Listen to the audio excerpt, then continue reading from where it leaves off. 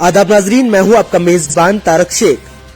नाजरीन, आज हम बात करते हैं सरहदी जिला पुंछ की, जहां पर गरीब लोगों से रेड क्रॉस के नाम जुर्माना वसूलना और हजारों की भीड़ को जलसे के लिए इजाजत देना इंतजामिया का दोहरा रवैया।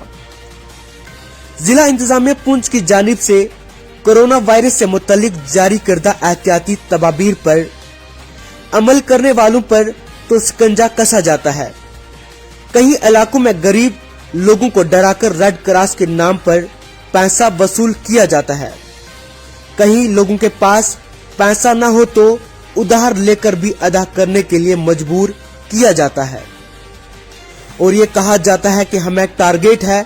लेकिन दूसरी तरफ यही इंतजामिया जब सियासी लीडरान को हजारों की तादाद में भीड़ इकट्ठी करके जलसे के लिए इजाजत देती है तो गरीब के दिलो दिमाग पर क्या गुजरती है काबिले बयां नहीं, और इंतजामिया के इस रवैये कोई तवज्जो भी नहीं देता, जिससे साफ जाहिर होता है कि हुकूमत गरीबों से पैसे लूट लूट कर सरकारी खजानों को मजबूत बनाती है और सियासी लीडरान को इजाजत देकर अपनी सियासी रूटीन सिखाना चाहती है।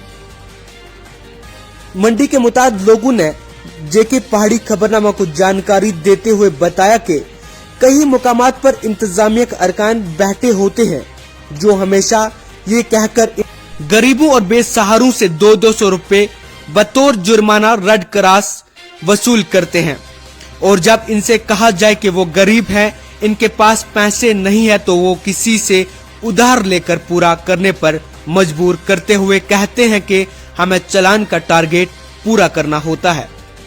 इन्होंने कहा कि इस इंतजामिया के अफसरान और मुलाजमीन सियासी जलसों के सामने ड्यूटी करते देखकर और सबको भीड़ के साथ बगैर मास्क के देखकर इस इंतजामिया पर हैरानगी आती है। इन्होंने कहा कि यहाँ क्वारंटीन सिर्फ गरीब लोगों के लिए बनाए जाते हैं। इन्होंने इस हवाले से जम्मू कश्मीर के लेफ्टिनेंट गवर्नर मनोज सिन्हा से गुजारिश की कि वो इस हवाले से मुतल्लिका हुक्म को आगाह करें कि कानून को सब के लिए एक जैसा समझे।